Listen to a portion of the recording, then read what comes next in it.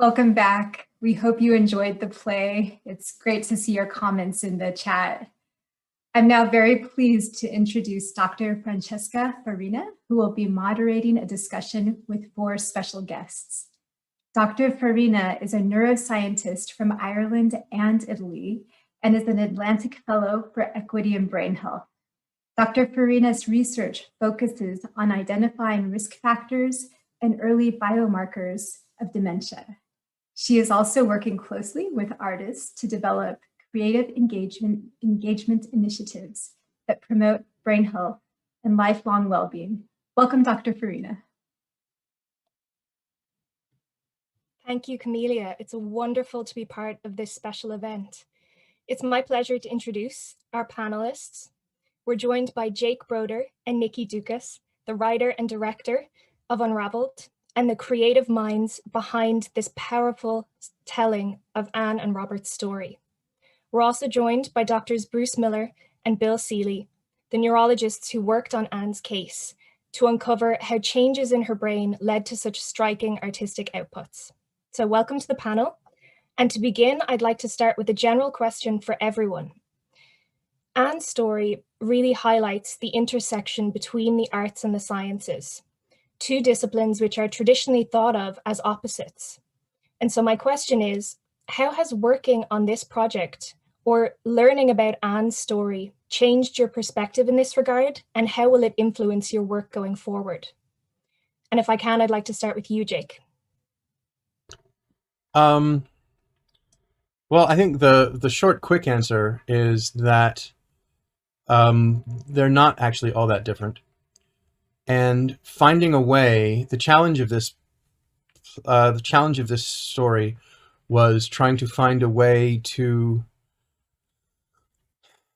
not explain the science, but engage with the science in a way that wasn't hard to reach, that it is an emotional story, that it's a behavioral story, that you don't need a degree to see what's happening or why. And I think the challenge is translating the neurology into behavior, and then the behavior becomes stuff that happens between people, and that's all that stuff for everybody. So I think, yeah. Bill, can I come to you next? Sure, yeah. I liked your question. I mean, for me, the fact that a human brain can create art is part of why I wanted to study the human brain for a living. So to me, they've always been linked, and sort of that physical stuff that makes creativity is the mystery and the wonder of all of this. And so, yeah, for me, they've always been connected, and Anne brought that connection really to the forefront in my thinking. And it was just a wonderful opportunity to be part of something like that. Mm-hmm. Nikki, can I come to you next? Yeah, one of my favorite ways of working is in an interdisciplinary way. I feel like when you get people in the room who have different areas of expertise, there's this real excitement and genuine curiosity and wanting to intersect. And in this case, the scientists were so helpful to us, not just for Jake to get the science right, but to provide sort of little details about Anne's life was very helpful for me and for the actors.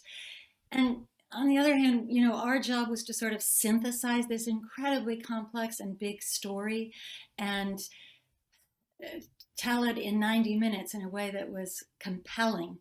And the fact that we all had the same goal and we did and did it together sort of allowed us to make a bigger brain, which is sort of one of the themes of the play about what is our identity. We're sort of, how do we access different parts of our brain? I feel like when we work in this interdisciplinary way, we're able to do that in real time. And I find that really thrilling. Yeah, I love that. The idea of us all being one big brain. Love that idea. Bruce, can I come to you? Yes, well, I'm thinking about this incredible collaboration. I've really never had one quite like it in the arts. to get brilliant people like Jake and Nikki thinking about the domain, the space that Bill and I and others at the Memory Center work in was exhilarating. Seeing Anne was actually at a time when when our own work was being transformed. Bill had started to think about circuits. This was, believe it or not, around 2008, a pretty new idea. This idea that we have specific circuits in the brain that we could measure. And I think Bill took the work around art in the brain to a different step by showing that in Anne, the parts of the brain involved with visual creativity were bigger, turned on during her artistic time. And the part of the brain, even before she had a language deficit, was turned down. So this paradox of increased creativity suddenly had a rational explanation in science. It was really a eureka moment for us. And I think Jake and Nikki captured, with the actors and actresses, just absolutely brilliant, captured the mystery and the wonder of this story. As Bill and I saw it, it was really a remarkable time at the Memory and Aging Center. Mm-hmm. And I know it's been said, the idea of beauty out of tragedy, and the idea that it's not all negative, it's not all sad, beautiful things can still happen. And I think that's very true of everyone who is living with a dementia. Bruce, just to pick up on what you had said, I wonder if maybe Jake and Nikki, you could tell us a little bit more about the creative process. So how you took this story and turned it into a play, particularly a play that was created when nobody could be in the same room together because of the pandemic. So maybe Nikki, I'll come to you first on that one. Yeah, the latter part of your question is more for me, and the former part more for Jake. Jake wrote this play to be seen on a stage, and the demands of a stage are very different than what the demands of Zoom are. You tell a story through bodies moving through space. Relationships are told through distance, through closeness. Literally, crude things like that is where bodies are on the stage. And on Zoom, you're working in this flat platform, totally in close-up. Can't even see the bodies for the most part. So we sort of had to rethink how to tell the story that way. And fortunately, this story is so psychologically compelling that to have everybody in close-up most of the time was really effective. And then we also had the fun of figuring out how the paintings, which are really another character in the story, get woven into that. And in some ways, I think the Zoom platform works really, really well for that. But I want Jake to speak about actually the inspiration for the story and his ideas. Mm-hmm. And maybe Jake as well, just to pick up on that painting, the paintings being another character almost, if you could bring it through. Well, yeah. The paintings are, well, it's interesting.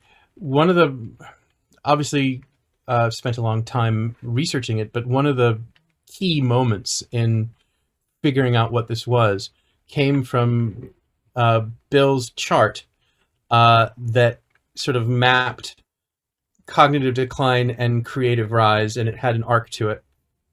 But what it had were paintings at different periods of time, as well as a list of the different symptoms which were experienced. And it was like putting them together. I have a chart, very many versions of a chart, where it has the painting, the time, and the symptom, and how the painting matched the symptom. Good example, the symmetry. Like comes a point where somebody becomes obsessed with symmetry. Above other things, it's like a need to have it, and finding the paintings that expressed that, and then building a story that got the character to that place. So it was almost like reverse engineering from the paintings to create a neurological story of behavior that the paintings could then express when Anne couldn't, because you have a character who is shutting down and shutting down and shutting down. that there has to be something, there has to be the counterpoint to that to be able to see inside, for the audience to be able to feel what she's feeling. And so that's the paintings. Mm-hmm. And Ravel. And Ravel. Another question from the audience. It's quite a general one. I wonder, I'm going to go to Bill on this one, and then maybe bring in Bruce. How much do we know about what someone is experiencing if they can't tell us? It's a really good question, and it's an emerging area of research, trying to use advanced brain imaging and other physiological sensing tools to actually get inside the mind of someone who isn't telling you how they feel. It's an area of research that is very much at dawn. But I felt like in interacting with Anne, we had a little bit of a window that we wouldn't have otherwise had. When Bruce and I met Anne, she was speaking in single words, often separated by seconds of time.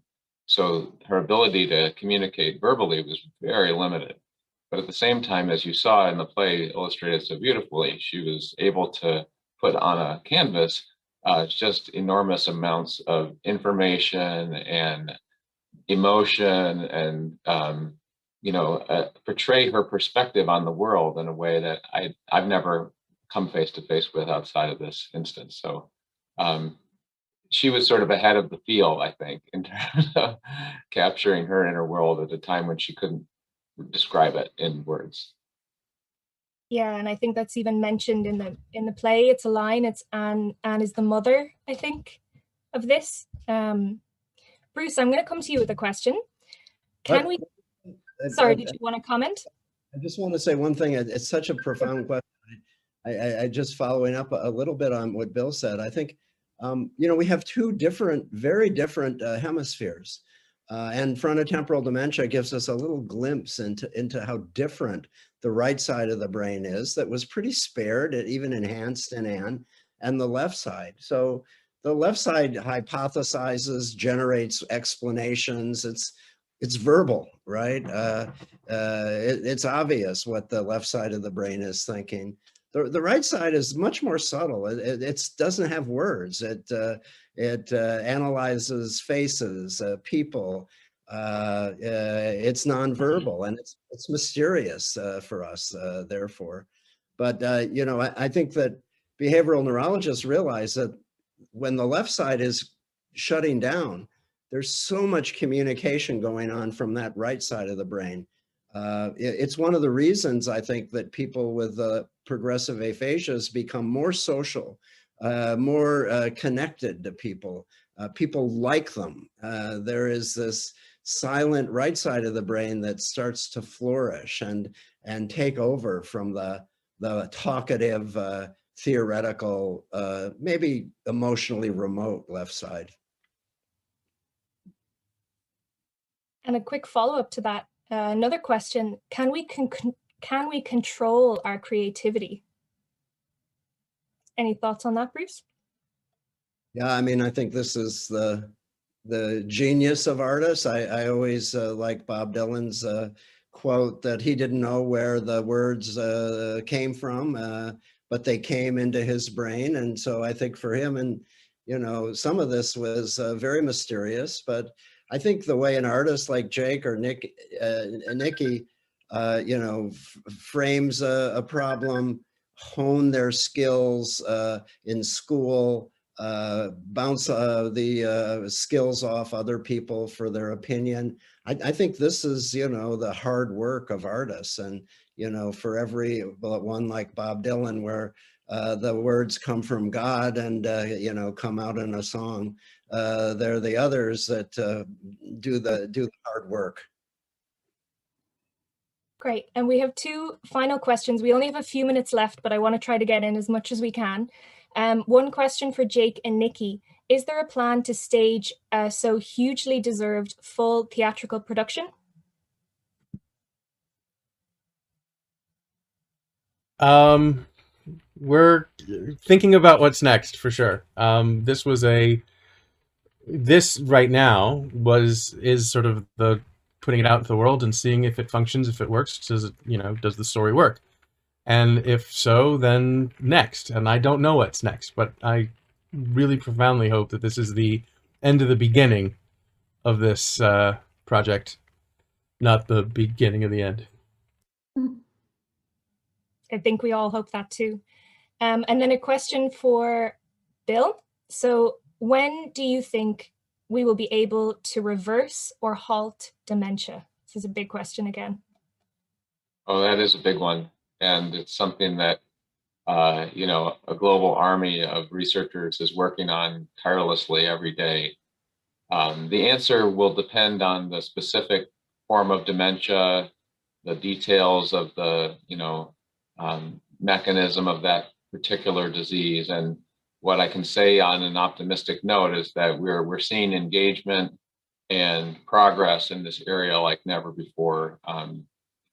Trials entering clinical populations now to try to find experimental medicines, and a lot more appealing therapeutic targets coming out of the research. So I think there's a lot of room for optimism here. I didn't say a number yet because I always get it wrong, but I'm very optimistic that within my career we'll have effective treatments for patients. Wonderful. So I think that's a really hopeful note to close the panel on. We would love to talk for a lot longer, but unfortunately we're out of time. So I'd just like to say thank you to each of you for your insights. And now it's my pleasure to introduce my colleague, Nikki Taylor. Nikki is an Atlantic Fellow for Equity in Brain Health at GBHI. She's a theatre and dementia specialist with a focus on amplifying the voices and experiences of people living with dementia. Nikki aims to create hopeful narratives alongside people with dementia as creative equals. So over to you, Nikki.